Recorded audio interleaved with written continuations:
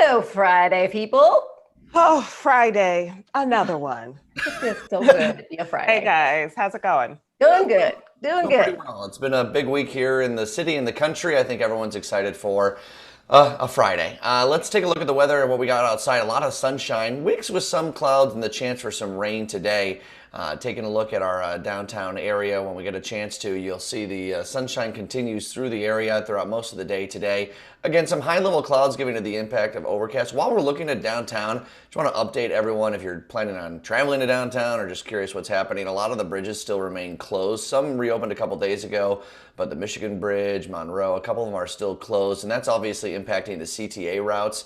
Any of those routes that kind of go from the north side or the south side, the 151, those ones that go up Lakeshore Drive then into downtown, a lot of those are being rerouted. So check with the CTA for the specific routes.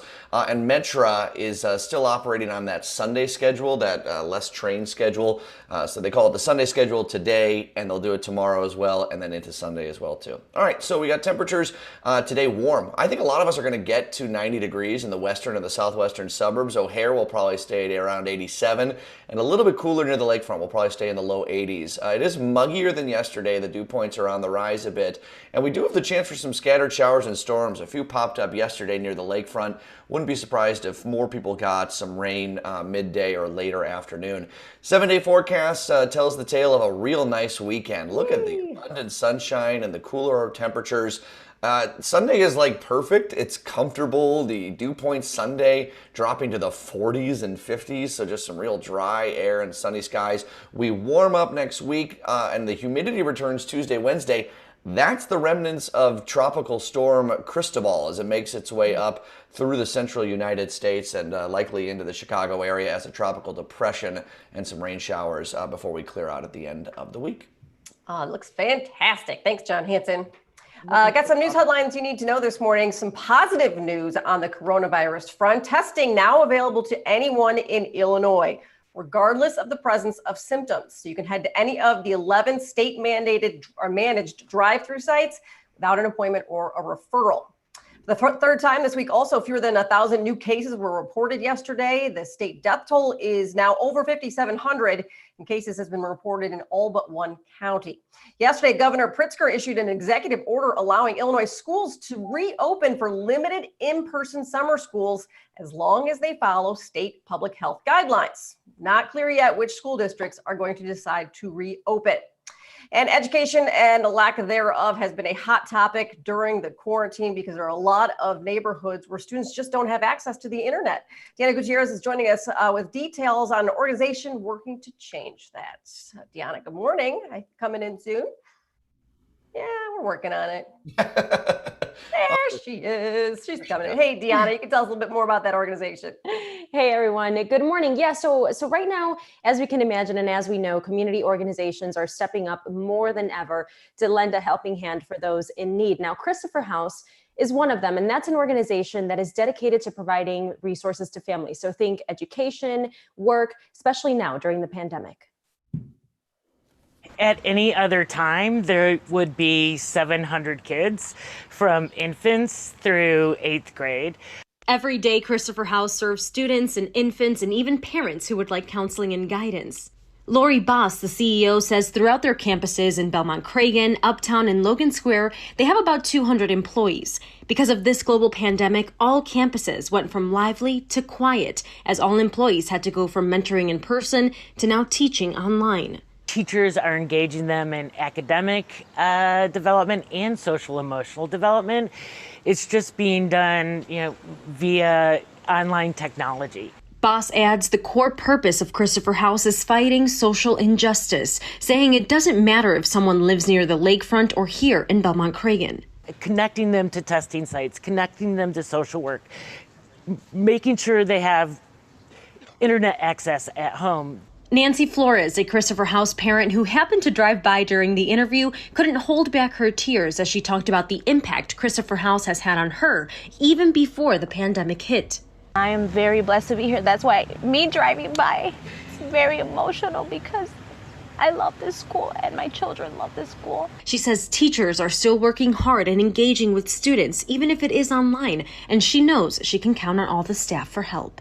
we can always go and say, listen, I need this help. And we're not going to get judged. We're not going to get pointed. We're going to get helped. We're going to get loved. And we're going to get what we need. You deserve the same resources, the same quality of education, the same sort of technology to thrive and do well. And we're just finding in this time especially, that's not the case.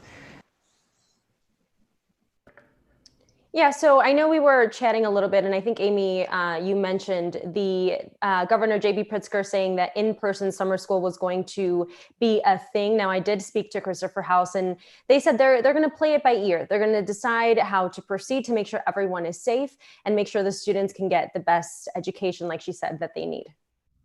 Wonderful. Thanks, Deanna. Appreciate it. Yeah, I just want to pull up the full screen really quickly. If you're interested in volunteering, although we are, during this pandemic, it's very hard to think of how to volunteer, but they have multiple options. Donation options are also on their website and on their Twitter. Fantastic. I'm curious to see how schools are going to reopen. I know that there's a guideline, right? Masks, all that kind of thing, hand sanitizer, temperature taking, all that kind of stuff. But of course, the first few that open are going to definitely be models for the rest of the state. Yeah. Particularly right now in these summer months, the summer school option. What does that look like? I think about all the parents that have to go back to work, obviously, to make money for their family, and the kids have to go somewhere. Right. I think the summer school is actually a good option because typically it's smaller classroom sizes anyway, so maybe they can work out some of the bugs heading into fall. Yeah. We'll Deanna, see. thank you. We'll keep it moving, you guys. Friends, family, and community leaders from far and wide, they descended upon Minneapolis for the first memorial service for George Floyd. There were a number of celebrities there. Rapper T.I., Tiffany Haddish, Kevin Hart were some of the big names, and a number of civil rights activists. Our very own Reverend Jesse Jackson was there along with Martin Luther King III. And there were images of Minneapolis Mayor Jacob Frey that were broadcasted around the country after he was seen in a very emotional moment, kneeling in front of George Floyd's casket. He was sobbing. Reverend Al Sharpton was there and delivered a powerful, moving eulogy and has announced plans for a second March on Washington. Health. On August 28th, the 57th anniversary of the March on Washington. We're going back to Washington, Martin. That's where your father stood in the shadows of the Lincoln Memorial and said, I have a dream. Well, we're going back this August 28th to restore and recommit that dream. The March on Washington, obviously a major event there. And I actually watched the event live yesterday. Reverend Al Sharpton took everybody to church, to say the least. He took the country to church. And some other numbers out there for you, just so you know. We have some new polls out. Most Americans actually disapprove of how President Trump has handled the death of George Floyd, as well as all of the protests and race relations in general. And that's according to 4 different polls. Yeah, the service is moving, of course. I think that the most moving part to me is when they get that 8.5 minutes of silence that they've been doing to mark the time that George Floyd had that officer's knee on his neck. And, we saw this on other channels doing the similar thing. When you just sit there and feel how long that is, and that's just sitting comfortably on your couch or whatever, it just really resonates. It resonated with me, certainly. Yeah, definitely. Kanye West joined a Southside protest yesterday. The Chicago native tried to kind of blend in as he walked through the crowd. The march was organized by activists Jamal Green and other CPS students as well. Kanye also donated $2 million to support the families of George Floyd, Ahmaud Arbery, and Breonna Taylor. West also set up a fund to pay for Floyd's 6-year-old daughter's college education, and the funds are also going to be supporting some Chicago Black-owned businesses. A lot of this, I saw Kendra G, who we just talked to yesterday, and Leon wondering where Kanye was and if he was going to speak up. She was at the march there as well. Obviously, Kanye comes with his own set of controversies, his support of President Trump, or his meetings in the Oval Office, his references to, choosing slavery or being part of that system. But I think a lot of people appreciate certainly putting his money where his mouth is, the $2 million for the education, and then showing up. I think a lot of people felt that was important for him to do so. Yeah, I think that what his past statements may have been, He has always been a little bit of a roller coaster personality anyway. I think moving forward, this just sets him up in a good position for people to be a little bit more forgiving, right? Of what he said in the past. Yeah, I don't hold my breath for Kanye, but I'm happy to see him here. Yep. All right, let's bring in our first guest here. We're going to continue our Ask the Alderman series, and we're bringing in 36th Ward Alderman Gilbert Villegas. He's also the floor leader in the city council appointed by Mayor Lightfoot. Alderman Villegas, thanks for joining us today. Hey, good morning. I wanted to quickly talk about the incident that happened at the Brickyard Mall with police officers, people dragged from the car. This happened during the unrest last weekend. You've been pretty vocal on calling for a full investigation into what happened. Yeah, I mean, you look at the video, there's multiple videos that have come out depicting all type of activities. And regardless of what took place, you've got to call that out when someone gets dragged out of a car. That's someone's mom, that's someone's aunt. I mean, you just can't do that. And it had to be called out, and COPA will do an investigation. And then when the investigation concludes, we'll find out the true story. But in the meantime, you got to call that out. You just can't do that. And what was alleged to have occurred with the police officer putting his knee on her back or neck. I mean, that's why we're in the situation right now. So if we need to take a look at retraining officers, then let's do that. But we've got to treat all citizens the same way. We mentioned the unrest that, part of it that led to that incident. Do you agree with other aldermen that the mayor should have allocated more resources to the neighborhoods instead of downtown? Well, see, this is the thing, on Sunday, there was typically 15,000 calls for service. That Sunday that where a lot of the looting took place, it was 65,000 calls. So almost 5 times the amount of calls that took place. And so the system was just overwhelmed. They had resources everywhere, but it just wasn't enough. The fact that you had all these officers everywhere and they were still overwhelmed, we have to take a look at what the root cause is. And what we see is communities that have been disinvested for decades. When you take a look at the west side of the city, Madison and Roosevelt, there's still burnt out buildings from the 1968 riots. Right? I mean, that's unconscious. And so when you have a community you have communities that have not been invested in and have 20-25% unemployment, what do you think is going to happen? We've got to invest. So the New York Times this morning was highlighting some of the cities that have made changes in their police force. And they actually mentioned the city of Chicago having improved over the years. From where we sit, it doesn't feel like that. But let me get your assessment. Do you feel like the police department has gotten better over the last few years? The police department has implemented some changes. It's going to take time for it to come to fruition. I mean, you cannot train a police officer today and expect that the whole force is going to be able to pivot off the new training. You've got police officers that have been on the job for decades and went through a different type of training, and so we got to retrain everybody to get them up to speed and talk about some of the new tactics that are going to work. Sensitivity, making sure de-escalation. There's different things that are going on in society right now, and we are going to catch up. But it's just going to take a little bit of time. Well, I appreciate you being vocal about the most recent police video that the mayor, as well as aldermen like yourself, are looking into. I was somewhat stunned and disappointed that a lot of aldermen did not speak out about the Laquan McDonald shooting. And obviously, I'm thinking they didn't want to criticize the police department.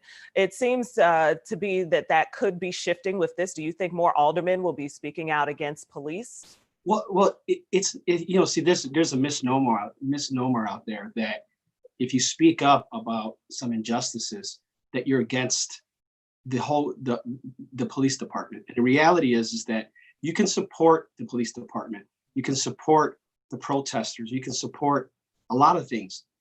But when something goes wrong, you got to call it out. And I think that a lot of what you're seeing in this city council, there's a lot of my colleagues that are going to call this out because people are sick and tired of being sick and tired. So we've got to address some of the issues, the core issues, which I take a look at all the time, and I focus on economic development. The fact that a lot of these communities have been disinvested in for decades. This is what we're actually seeing right now. One of the rallying. Go ahead, Felicia. Just following up, I look forward to seeing that. Obviously, we have a new mayor now. There are a lot of new members in the city council. So hopefully I look forward to seeing that. Yeah. So let me just say, Felicia, one of the first things that this administration did was commit $750 million of public investments to the south and west sides of the city. That's no administration has done that and said and focus on 10 communities to start investing in, and then encouraging the private sector to follow suit. So that's something that this administration is doing. This administration has only been in office for 1 year, so it's going to take time. But I sense the frustration because this has been going on for such a long time. I'm starting my second term, and this is something that I'm really serious about, making sure as the chairman of Economic Capital and Technology that we're taking a look at investing in communities that have been disinvested for a long time.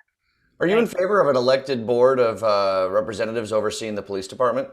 I've seen, we're looking at that. There's a couple of ordinances that are out there. I got to take a look at the details. The devil's always in the details. So I'm going to take a look at that, CPAC and GAPA. But yeah, if you can have more elected officials being held accountable and having a seat at the table, there's nothing wrong with that. I just want to see the details of it. Our superintendent yesterday talked about leaning in on his own department, using the police officers themselves to police each other and make sure that these guys are not doing what they're doing. Do you think that this largely has to be within the police force, or can political leaders get involved to try and make the force better?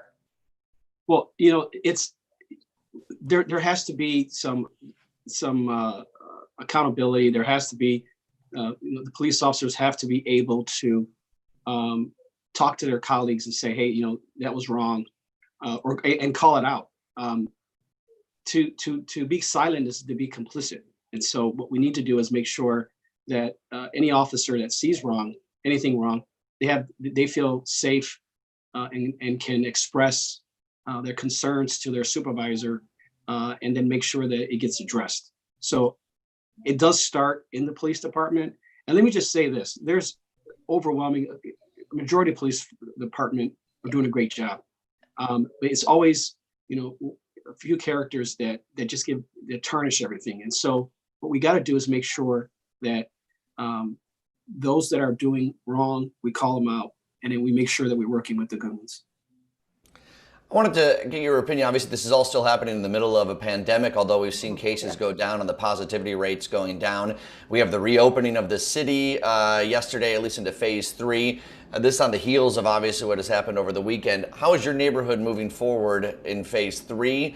Have a lot of businesses closed down, or some on the verge of doing so? What's the pulse of the economic situation in your neighborhood? Yeah, well, 2020 feels like it's been about 5 years long already. Yes.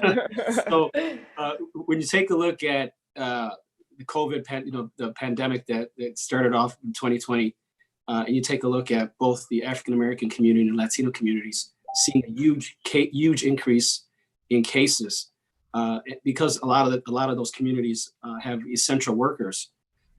We've been able to try to bring those numbers down. We've tried to make sure that there's testing available. My office has given out over 55,000 masks to our community to make sure that at a minimum they have this PPE. And we've done tons of food giveaways, et cetera. Now with the businesses, that's something that we've been in communication with our businesses to find out what are some of the things that they need in order to get open quickly. One of the ideas that's been implemented, my economic capital technology development staff did some research to find out what were other cities doing. And as a result, they found out that Tampa had the outdoor dining. And so we had proposed that idea to the administration to say, look, this is something that potentially could work. And so as a result, that was implemented. And so we have our team, economic development team, taking a look at what are other cities doing that are behind us. So that way, if there's something, businesses are doing something in Italy, in other countries that had this pandemic before that we can implement here, that's what we're trying to look at. Alderman, thank you very much for your time. I got to go to your guy to get my vanity license plate, John. I didn't get one. You got Gilbert right behind you. Nice work there. Yeah, that I had gotten an award for Hispanic Heritage Month, and that's one of the perks of that's the award. Well, there you go. Let's get the information up on the screen for the alderman and where you can reach him for more information. And there it is on Facebook, Twitter. Go ahead. John, can I just mention one thing? Tomorrow at 10 a.m. to noon at Hanson Park School, 5411 West Fullerton, we'll be doing a 600 grocery basket giveaway along with PPE equipment. Cool. So Belmont Creighton community, come on out, and I'll see you there tomorrow morning at 10 a.m. That's Perfect. great. Thanks, Alderman. We appreciate it. Thank you. Have a good one. Thanks, you too. We're going to bring in our next guest, Rabbi Heart, an outspoken religious leader who has really been involved in the social injustice movement for quite some time. He participated in a big march on the Southside on Tuesday and been handing out some free ice cream as well to other folks in the area, up in the Skokie area, using a truck. So really getting out into the community and to try and speak to people. Rabbi, thank you so much for joining us. Oh, it's my great honor. It's great to be here. So you participated in this big march on Tuesday, giving out the ice cream. What are the feelings you're getting from the folks in your community? Yeah. Well, they're two different things, ice cream and Black Lives Matter marches. But there is something I think that connects them together. This is a time, pandemic, racial injustice, unrest. This is a time when people are feeling a lot of feelings. And something as a rabbi that I'm always trying to think about is how can faith communities be a source of healing and hope and joy and connection for people. And ice cream is a way I think that really, brings people together. Everybody loves ice cream. Everybody loves ice cream, young, old. Everyone's got their favorite flavor. So something we tried to do in our community here in Skokie was to hire an ice cream truck to just hand out free ice cream to people in the community. Because as a faith leader, we gather together. That's the way we deal with times of stress and times of trouble. We gather together, we pray together, and we can't do that right now. And that's really painful. So the ice cream was a way to gather people together safely with the cars. I could see everybody, could connect with people and hand out the ice cream. And just like everybody likes ice cream, and it's kind of a universal thing, I also think everybody wants some pretty universal things. Everybody wants to feel safe. Everybody wants to feel safe in their community. Everyone wants to feel protected. Everyone wants to feel loved and respected. And to me, that's a large part of what the protest that we marched in on Tuesday was all about. It was about the fact that we're human beings created, I believe, in the image of God, and we are fundamentally equal, and yet our society is unequal. And some of those things that we all want to feel safe, to feel protected, especially, folks of color in our community don't get to have those feelings, especially with the relationships with police.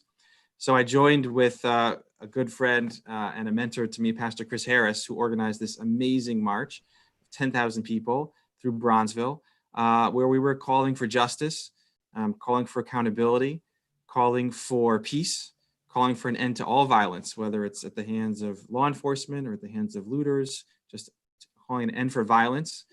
And it was really uplifting. And while those two things, handing out ice cream on, I think it was Thursday, and marching on Tuesday, in some ways they were just worlds apart. In other ways, I really feel like it was part of the same thing. It was recognizing that innate oneness of all humanity, the innate needs that we all have, and the desire to, as people of faith, as faith leaders, to do what we can to help people feel loved and safe and protected in the ways and the tools that we have disposable to us in these crazy coronavirus times. So that's for me what this has been all about. That's what made Tuesday so beautiful, because it was so many different people from different backgrounds, different sides of the city, different religious backgrounds coming together to make one unified statement. With all of the anger out there, I know the church gets some criticism sometimes because they're not always on the front line. How do we keep religion and faith a part of the conversation and a part of the solution here? Yeah, I think it's so important. There can be a tendency within faith to turn inward. Something I'd work a lot in my community. There's a tendency to just kind of, let's just, look at the synagogue, look at the church, kind of blind ourselves to what's going on. But I believe, and I think everyone who was at that rally believes, that if you're serious about faith and you're serious about, God, and I'm using that God language, but if you really believe in a God who creates humanity in God's image, who cares about justice and compassion in the world, like, how can you not be? How can you be silent? How can you be silent when these things are happening in the world? And you look back to the prophetic tradition. I mean, we share that. Jews, Christians, Muslims, we share a tradition of prophets who spoke out about injustice, who spoke out about poverty, who spoke out about corruption. And that's something that's part of our tradition for thousands of years. And I think this is just the next manifestation of that. So for leaders like, who were there on Tuesday, who organized the march, I think they were following in that very powerful religious prophetic tradition. I'm glad there's a lot of coming together happening right now. My concern is what happens over the next coming months and years. Is there any discussion between faith leaders of, creating sister congregations even across religions, monthly meetings, tangible things that can bring communities together, not just when bad things happen? Yeah, I think it's so important. I think for me, such a key is relationships. And that's, I was able to know about this rally and participate because of a relationship that I'm blessed to have with Pastor Harris. We actually, we had been in conversation a couple of weeks before. I think it was I don't even remember now. Time is so confusing. But at some point in April, we had a conversation about COVID in our two different communities. We did a Zoom conversation, his community and my community, we came together. We talked about, the effects of coronavirus and how on the one hand, it's uniting all of us. But on the other hand, it's revealing some very stark differences. You talk about the rates of mortality in the African-American community. I think 60% of the deaths in Chicago, but only 30% of the cases. And, it's just some of the other impacts of this on different communities. So that's a conversation we had before. And then, George Floyd was murdered. And then we had this rally. So there was already a connection. And I'd brought my community down to him. We had plan on doing a concert together. So relationships are so important, John. And I think it's important to come together and speak out, but also to be investing in relationships across Chicago. Chicago is a very big city and it's a very segregated city. And we need to really invest in going beyond our neighborhoods and realizing that we're all in this together. We are one. I mean, I'm in Cook County, so we'll say Cook County, Skokie, but we are one large community. And to have relationships beyond our narrow borders is so important. And that's something, I'm really invested in doing, and a lot of other faith leaders are invested in doing. And it's just, like you said, that's the key to moving forward and making lasting change, I believe, is the power of relationship over the long term. Yeah, I'd like to see, faith leaders from all across the city and the county to get together in some form of a Zoom call or when you can together to find ways, because these churches and synagogues are what bind a lot of these communities together. For you to be able to talk about that concert and other things that they could do could really help bridge the divide and understanding other communities out there. Absolutely. And, we're actually doing something this Sunday. As you may know, there's a real problem of it's a food problem right now on the South Side and South and West Side, because tragically a lot of the grocery stores, or almost all the grocery stores and pharmacies and corner stores were affected by the violence and the looting. So what you have now, there already was an issue of food access and food deserts, and now it's pretty severe. There are no, I think Mariano's in Bronzeville is hoping to open up today. I'm not sure if they're going to, but beside that, I think there are currently no grocery stores for many miles. So on Sunday, we actually here in Skokie, I remember my congregation has a food distribution business, and he has a big refrigerated truck, and we're going to be bringing down, several thousand pounds of perishable food. And to Pastor Harris at Bright Star Community Outreach, who's going to be doing a food distribution at an elementary school. He was able to secure a school and a kitchen to be distributing some food. So, talk about relationships and partnerships. That's what we're all about. It's not just a one-time march to say, okay, how can we support each other in times of need and also in times of joy and celebrate together. But right now it's a time of need. So we're going to be partnering with them on Sunday. And if people want to get involved in that, if you go to brightstarchurch.com, they have, I believe they have the info on the community service day on Sunday, and you can sign up and you can get involved with their efforts, or you can text, keep someone else ask a question. Let me get the Well, number. as I say, I want to get your information. We're almost out of time. I want to get your information up on the screen as well, so folks can follow along with everything that you are doing as well. You could see his Instagram there and the Facebook page. So you could actually post this stuff on your Facebook or Instagram, and maybe folks could go there to get information. I'll do that. I will do that. That's great, Rabbi. Thank you very much for your time today. Yeah. All right. Great to see you. Keep up the great work. Thanks, everybody. Appreciate Thank you. Bless you. So important our religious communities coming together. And a lot of them are already doing stuff. I just asked that question kind of blindly, but I imagine there are a lot of communities that are already creating sister congregations, stuff like that. Just great to hear about too. For sure. Okay, it took nearly 3 months of compromise, debate, and trust from the NBA to set up a plan to return. Brendan Pope is here to tell us more on how the league plans to keep players safe and fans entertained. I know we're all ready for sports, so come on back. Yep. Yeah, I sure am. I mean, it's been tough. We were just right in the middle of the NBA season.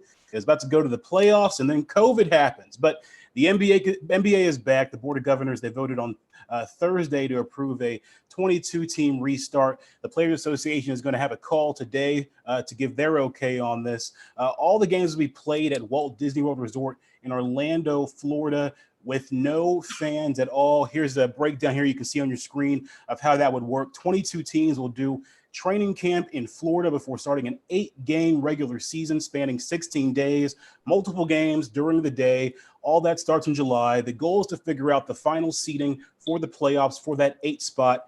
And here's where things get different.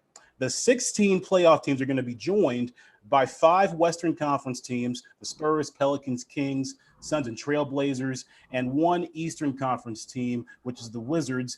If no one is up 4 games out of that 8-game regular season for that 8 spot, they have a play-in tournament to decide who gets to be in the playoffs, kind of like March Madness. Add some intrigue to it all. So players are going to receive daily COVID testing. They got to follow social distancing guidelines because we still have a pandemic going on, but they will be allowed to play golf at the resort and eat at the outdoor restaurants. If a player does get the virus, they'll be taken out of the games completely and quarantined. Everybody on the team will be tested daily as a result. But yeah, this is the first major sports league to actually have a plan in place to get sports back. So pretty exciting and some good, much needed good news. We should note the Bulls are not playing in this. Yeah. Yeah, the Bulls will not be a part of this, and there's a lot of politics involved here. There's 30 NBA teams. 8 NBA teams didn't make it in. Chicago was one of them, the Cavaliers being another one. They weren't going to be in the playoffs regardless, but their argument is that we should still be able to, get fresh, work out, get ready for the next season coming up and not be rusty going into 2021. So now their push is to have fall training camps or some sort of like separate summer league for those teams like the Chicago Bulls that didn't get into this picture. The political game is really interesting to watch. The commissioner is in a tough spot. You can't make everybody happy. Right. You couldn't bring 30 teams to Florida. Yeah. But yeah, they still have a lot of stuff to work out. The big thing that's come up recently, coaches. A lot of these NBA coaches are over 60 years old. Yeah. How do you keep them safe? And the Coaches Association has raised a lot of concerns about that. Some have floated the coaches not even being on the sidelines like we're used to seeing, but being up in the bleachers. I don't know how that works with communication. What was that, Coach? I didn't hear you. Sorry, I'm going to do my own thing. Yeah. Yeah. Megaphones? Yell at the players from It's like when our boss is off for the day and she texts us. I'm like, I just mixed that text, boss. I'm sorry. Just kidding. It's going to be hard. I can't imagine how it's going to go, but I'm just so excited to see basketball back. Something. Now we're going to see some other teams, some other leagues, hopefully get some plans in place to get started as well. Yeah, and we should also note NHL, they don't have as concrete of date set as basketball does, but they're almost there, and the Hawks will be in that playoff situation with a play-in tournament against the Edmonton Oilers, and they had some back and forth yesterday as well to kind of iron that out. They're just still waiting on where exactly they're going to play and the dates they're going to play, but it looks like it'll be late July, early August, somewhere, maybe even here in Chicago. Cool. Yeah. It's good to see things opening back up again. I'm pumped. Let's do it. Thanks, Brandon. Thanks, Brandon. Guys. Oh, and one last other note too is that we had Len Casper on the other day. Right later on in the day, they announced the rumor is that all announcers will not go on the road. We had asked Len about that. Yeah. He didn't quite know the answer, that they'd be doing it from another studio too. So makes sense. Keep as many people safe and out of it as you can, right? yeah. Look, no fans, announcers in weird situations, coaches in the bleachers. I don't think anyone cares as long as things are happening on the court, on the ice, whatever it is. As long as we have things starting to happen, right? It's a step in the right direction. It doesn't really, I don't think 100% scratches the itch, but it's a step in the right It'll direction. scratch a little bit. Hey, coming up at 10 o'clock, we got a lot of great things. Caden Clausen joins us again from True Public. Woo, different things. True Public, and they do a great thing where they poll people, and I've actually been taking a lot of these polls on this app, and they have some new fascinating results that we're going to reveal coming up. Yeah, we're also going to talk to a woman on the Southside who is helping kids mentally deal with the pandemic and all the protests, and in a really interesting way, too. And we're honoring high school students. Today, we'll particularly be talking about someone that's graduating from Whitney Young High School, you guys. All that and more coming up at 10 a.m.